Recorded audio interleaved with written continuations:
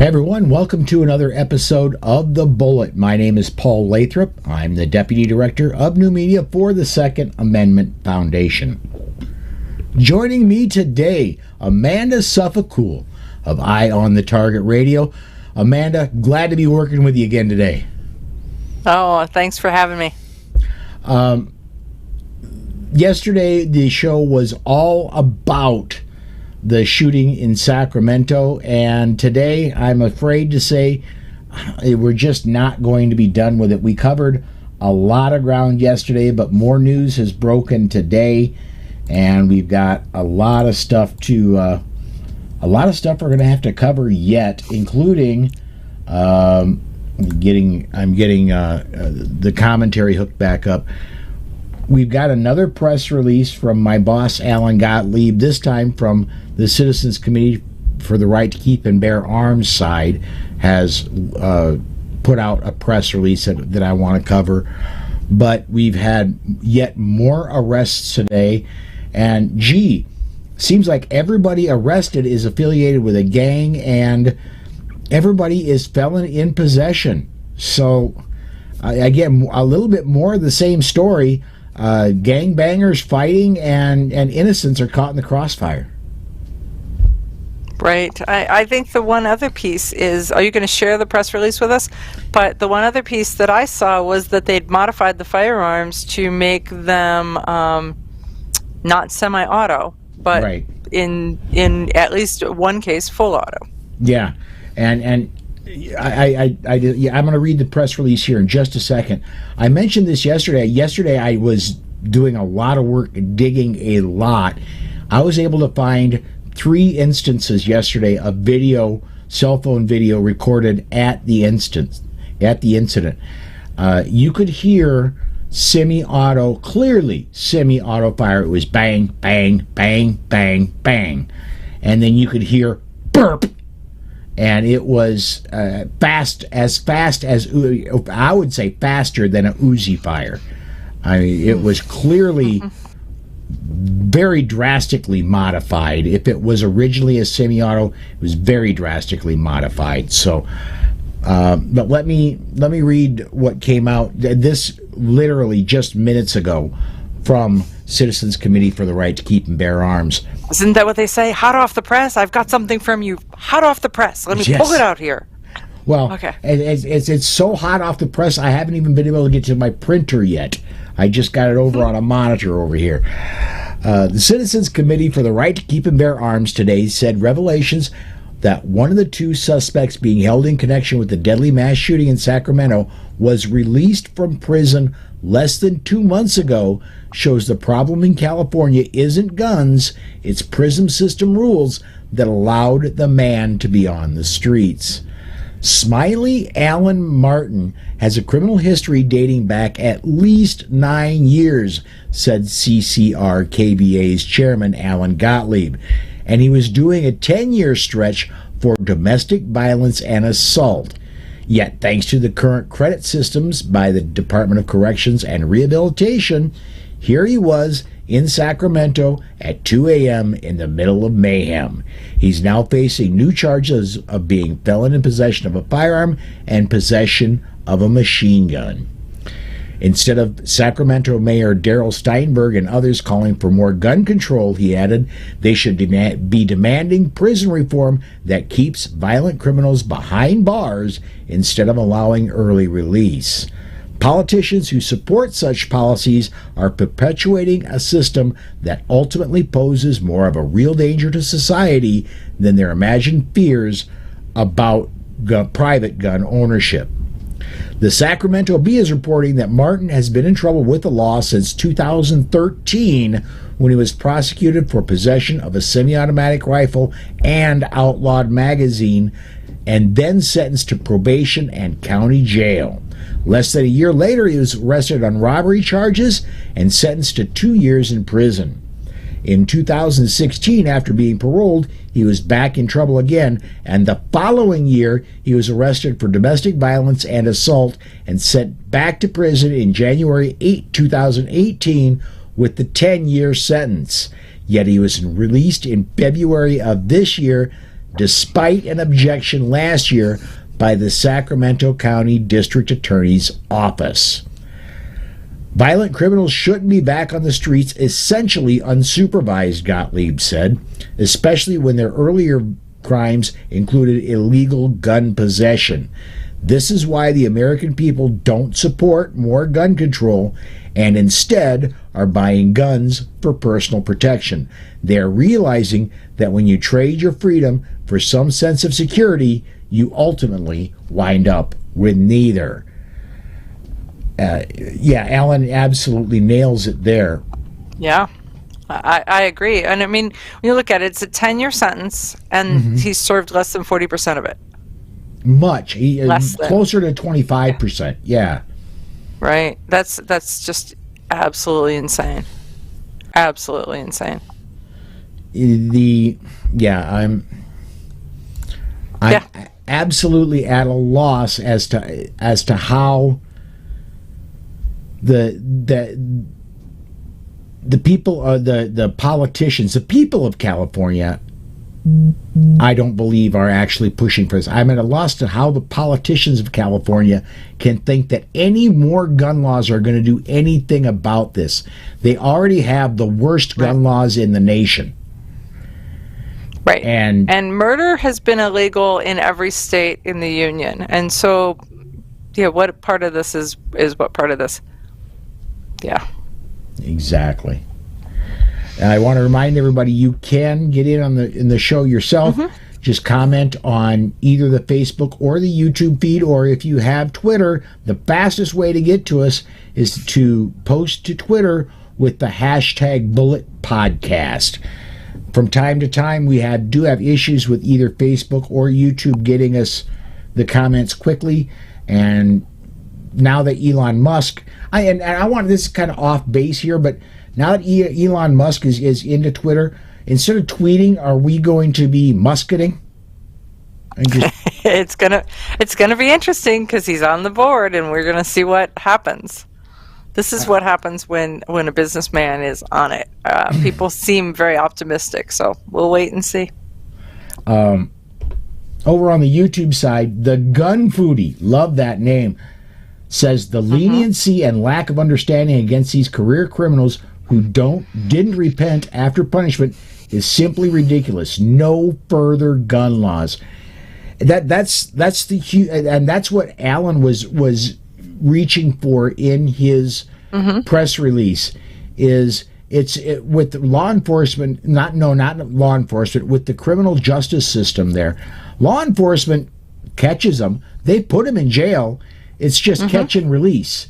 The prison system keeps them for a little bit and then just lets them go. Well, I have a friend who's a police officer in the Cleveland, Ohio area, and they said that in a lot of cases they will arrest somebody, and before they're done doing their paperwork, the bad guy is back out on the street or back to their house, and so the officer, it's taking them a couple more hours to finish all the paperwork, but the bad guy, he's in, he's out, boom. Yeah, I just checked over, and for some reason, I don't know why, but for some reason we're not getting the Facebook comments coming in over into my software, but we're getting Facebook. I can see the comments coming in on Facebook. Charlie Chambers is saying hello. Hey, Charlie. Gerald Dees says hello. George Geller said, did you see the guy's picture? His face tattoos are a clue to his character. I did see his pictures, yes. I actually, before his Facebook profile got taken down, I was able to take a look at his Facebook page. And let's just say I needed not only eye bleach, I needed brain bleach. I was hoping for another stroke after that. It was an experience. We'll just say close it instead and not hope for the stroke. Just walk away. Yeah, it was. Yeah. It was not something I care to repeat. So crazy. Now the Facebook comments are starting to come in. Okay, there you go. Look at you. Charlie Chambers says, I'm absolutely positively certain this criminal violent felon who murdered people with an illegal machine gun would correct his behavior if there were more gun control laws. So, and he's quoting Tom Gresham. Yep. Yes. Yep, that makes sense. That makes so much sense. Okay. Let's, before we burn up too much of today's, because we've got a lot of other stuff to talk about. Before we burn up too much of this today's show, let's get off to some other stuff. News came out today that Biden wants to. He's not. We battled and we got a hold of our senators and we got the Senate to say, look, we're not going to put Chipman through. And the Biden administration finally withdrew the nomination of Chipman to lead the ATF. Now it looks like Biden's going to be putting up somebody else to lead the ATF. And you're familiar with this person, Amanda. I'm really not. It's really kind of funny. He's from my state. His name is Steve Dettelbach, and I don't know who he is. So, and they said that he was a former attorney for the Northern District of Ohio. So that is right in where I am, but obviously you can see how much I hang out with attorneys and judges and things like that. I don't.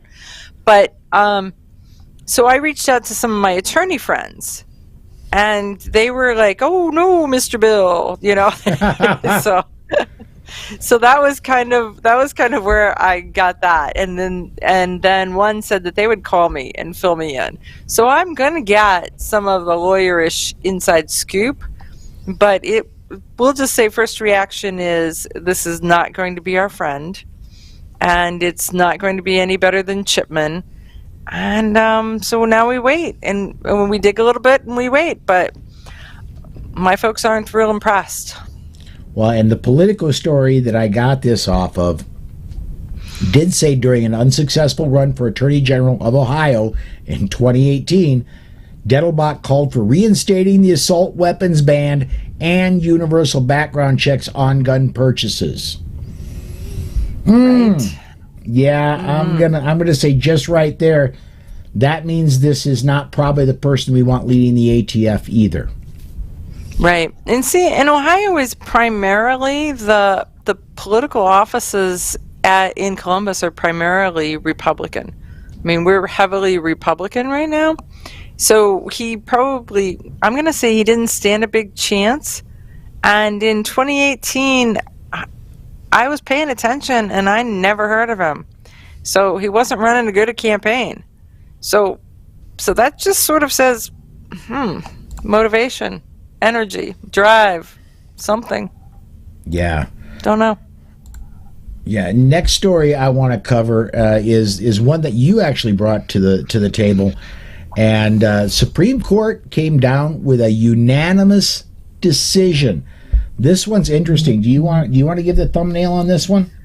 Well, so the unanimous decision. So I don't have the story in front of me, but the gist of it is there was a guy, and I don't know his name, that was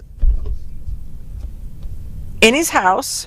His ex-wife called and said that they were concerned for him and his safety.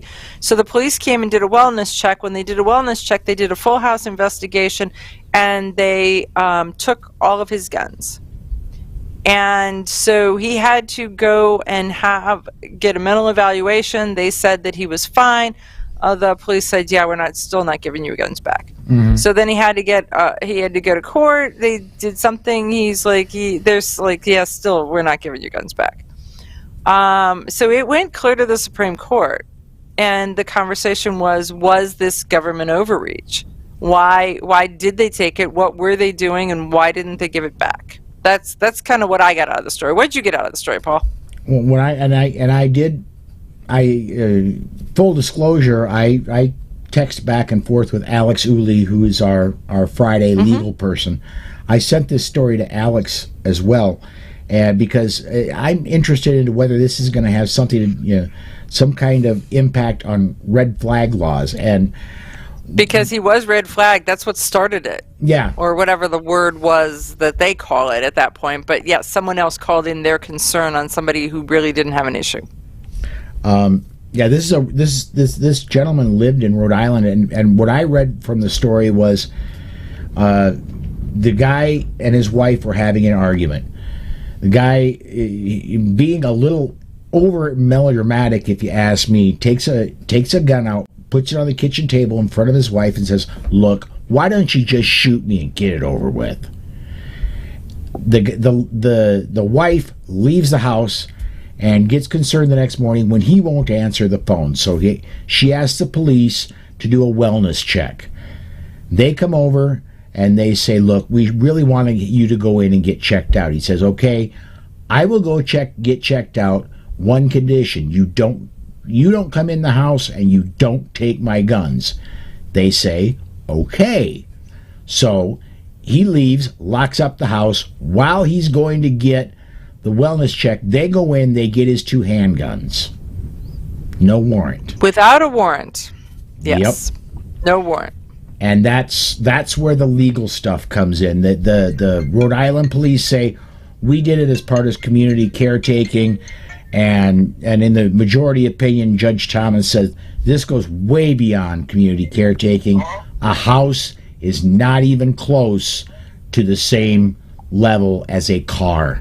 So yeah, and when I talked to Alex, he said that there's a good meat in here, and we'll be talking about this when Alex comes on Friday, because I can't do justice to what Alex said.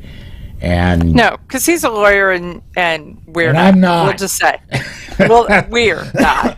We're not. But I mean, it really is. This is everybody's looking for red flag, and so we're looking for signs of what the Supreme Court is going to say about red flag, and who's going to stop it, and you watch the district courts looking for guidance on so many things from the Supreme Court.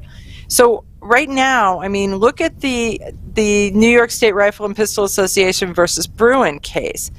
The district courts are already starting to kind of assume that it's going to go our way, pro-gun way.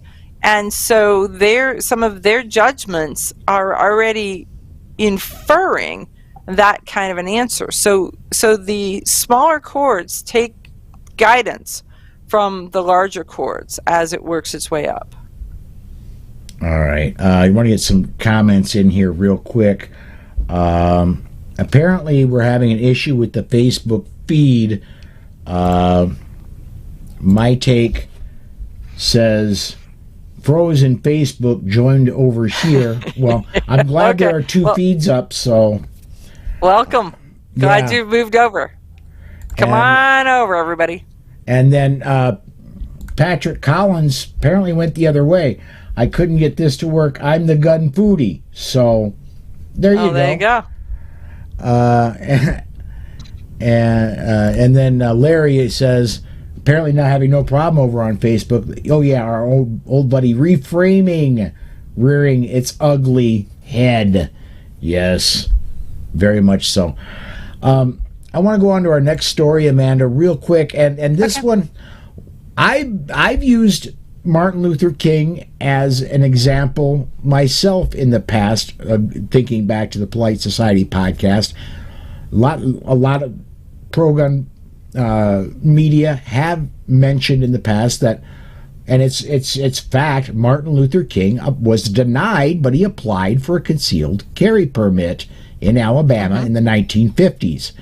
Now, in the let's be realistic. The 1950s United States, a lot different than the 2020s United States. Right. They denied him a concealed carry. They denied him, and so that is the basis of a statement that was made by a U.S. Senate candidate, Josh Mandel. So in Ohio right now, we have a Senate race that is a 6-way race, that they are throwing more money at this than any race that I've seen in a long time. So it's like right now sitting at like a $70-80 million Senate race. that's kind of where it's at. So Josh Mandel came out and made a statement about the fact that Martin Luther King was pro-gun, and then he made a commercial about it, including, you know, this kind of thing. And so he made a statement, and I got to find out exactly what his statement was. So that he said that Martin Luther King knew the importance of the Second Amendment. Well, Bernice King took offense at this, took to Twitter, and started to spank Josh Mandel back to say that, you know, he is not, that he was anti-violence and he was pro-peace. And so, though he had indeed, she didn't say this, but though he had indeed applied for a concealed carry or for a gun permit and was denied it, he then shifted and morphed into the kinder, gentler, why can't we all just get along, Martin Luther King that wrote the speeches.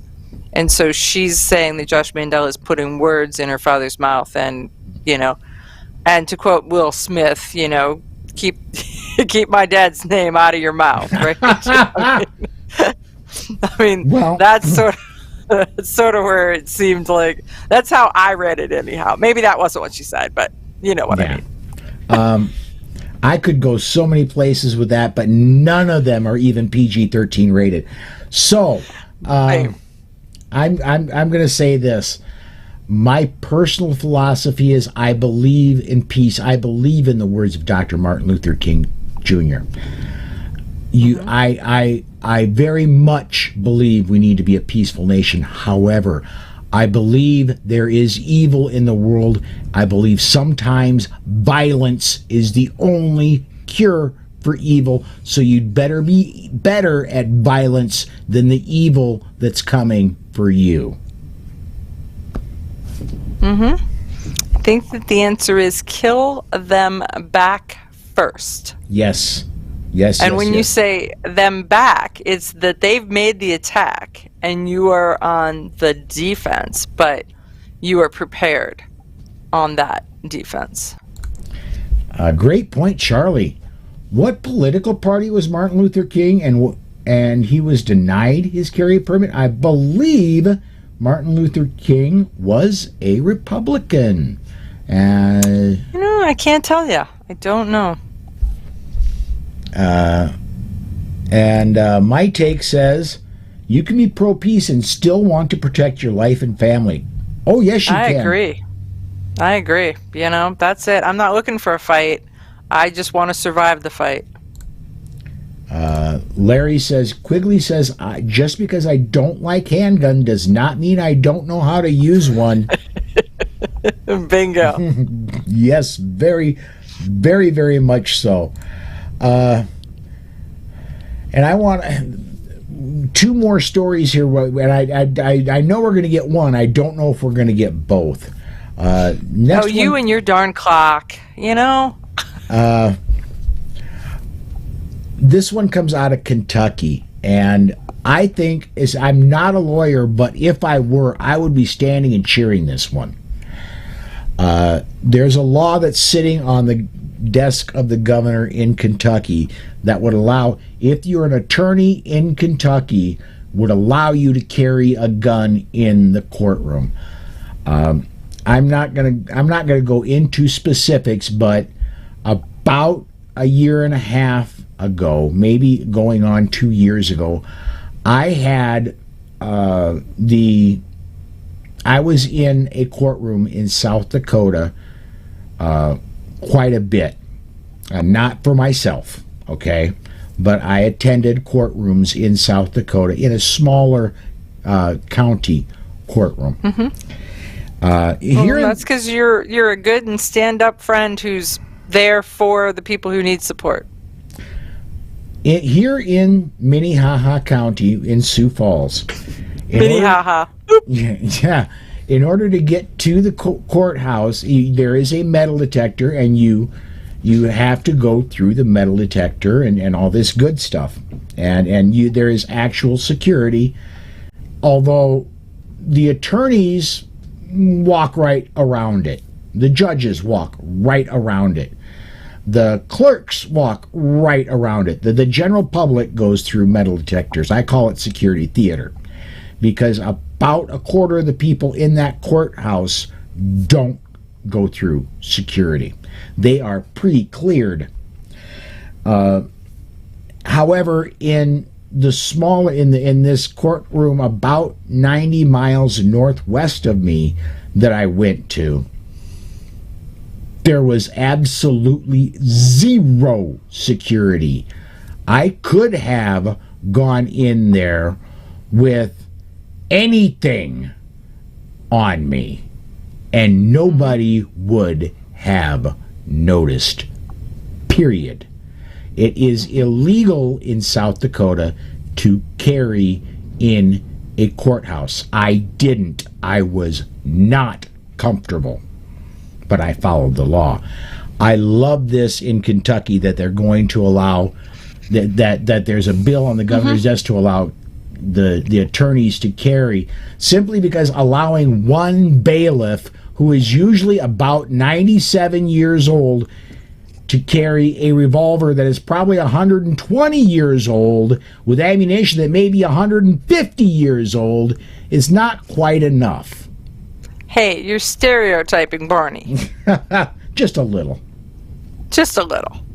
But no, it makes sense, because then if they don't know who has a gun, that makes everybody safer.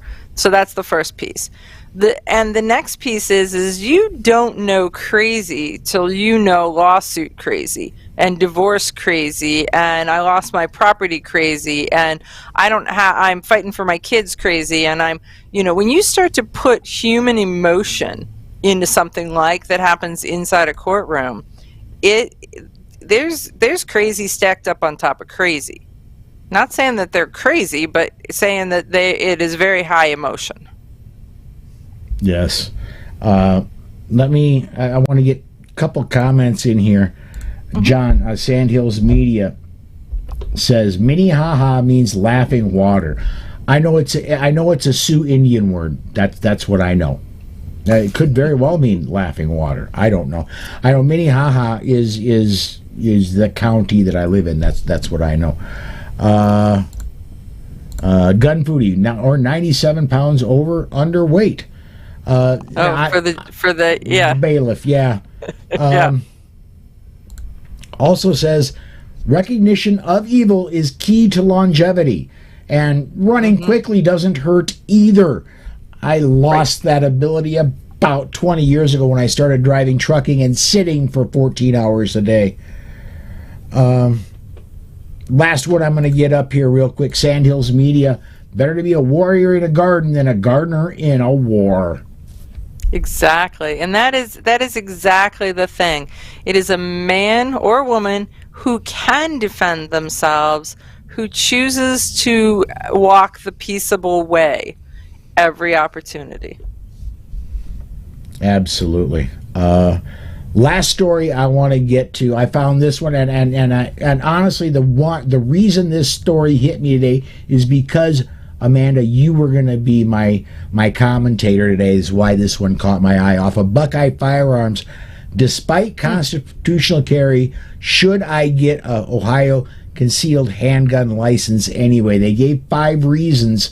There's one of them I agree with, and that's reciprocity. The rest of them, you know what? You should get training. I don't care if you get the license or not. You should get training because you're going to get better. So share with everybody what the other 4 reasons were. As soon as I get my computer to load it in the browser window. Number 1, so that if you're new to firearms, you'll know how to safely handle, operate, clean, and store your handgun ammunition. That comes from training, not the permit. Yep. Okay. So training. To get the correct information on current laws. You're not going to that comes from. That actually in Ohio that actually does come from there, and you have an idea of what the current laws are, where to go to them, what happens, and that kind of stuff. Ohio does a pretty good job with that. Okay. So we'll give that one up at least half a point. Okay. Number 4, you'll need an Ohio CHL if you travel to other states that require a license permit, and that's reciprocity. Reciprocity. And we already said we were going to give that one to them. Mm-hmm. Number 5, so you won't actually go to prison. What? No, because you're getting permitless carry. Is the when they say ignorance of the law is not a valid plea in a courtroom. You could. So you're not going to be able to carry anywhere you couldn't before. So. Well, and that would be the thing is do they know where they could and couldn't, and do they know when they can shoot and when they need to run? You know, when I teach the class, I tell people you're coming to a class and I'm going to teach you when to shoot and when to run, and we're going to start with running, right? I mean, because every opportunity that you get to not have to pull the trigger, you want to take it. Yeah, I've never lost a fight I haven't been in. Mm-hmm. There you go. That makes sense. Makes a lot of sense. All right. Well, hey, it's only going to be a minor magnum because we're at the end of the stories and we're only about a minute over time so far. Look at that. I do want to do a pitch to everybody to that next Tuesday, the DC Project. The DC Project has this year put together a series of ads that show what the DC Project stands for. And so this is big for us. This is really big for us. And the first one came out a couple weeks ago, maybe a month ago. And we ran it here, and we ran it on Polite Society podcast. We ran it on my show. We kind of ran it. Tuesday, the next one comes out. And I got the sneak preview, and it is amazing. So I thought the first one was really good. The second one is even better. So stay tuned on Tuesday to see the DC Project video. And if you've got your own podcast somewhere, give me a holler. I would love to give you a preview of it so that you too can run it next week, Tuesday. So yeah, John, Sandhills Media, I know you're watching. I've seen you commenting. Give Amanda a shout. Yeah, if you've got your own podcast, you got your own show, give Amanda a shout. She'll get you a what do they call that? A embargoed copy. You cannot release it. You cannot talk about it until Tuesday. I've got it. I could run it. I'm not going to. No, I would have to hurt you. It's confidential at this point, so it's security clearance only. And John has his own copy already. Okay, so but yeah, tune in Tuesday. Amanda will be back. We'll have at least one more guest that we'll be talking about, and we'll be talking about that video. I'm going to try to schedule one of the stars of the video on your show, but we'll see how that is. So you may see me, you may see the video star. I'm going to bat cleanup only if I can't get just somebody better. Okay, all right. And we're gonna go for a bit of more of a magnum edition here because I want to get this comment in. Patrick says we need to be calling these permitless carry bills laws when actually they're a relaxation to regulations. Patrick, you're right. You're absolutely right. They are a relaxation of regulations, and I do insist on calling it permitless carry rather than constitutional carry, simply because if it were constitutional carry, I could carry a full auto M4 across my back to the post office and nobody would bat an eyelash. Right. Every conversation that you have with your legislators say, well, the infringement started actually before 1934. So let's start working on that. Peel it back. Absolutely. Amanda, always a pleasure to work with you. Thanks for joining us. And well, thanks for having me. Folks, I do want to remind you, keep coming back. Tomorrow's Mike P. Wawarski and John Sandhills Media, John Anderson, Sandhills Media is going to be joining us. We're going to be talking more about Nebraska. They're still having struggles. This is the week. It's got to happen. We're talking more about permitless carry in Nebraska. Come join us tomorrow, 5 p.m. Central Time. Thanks for watching, everybody.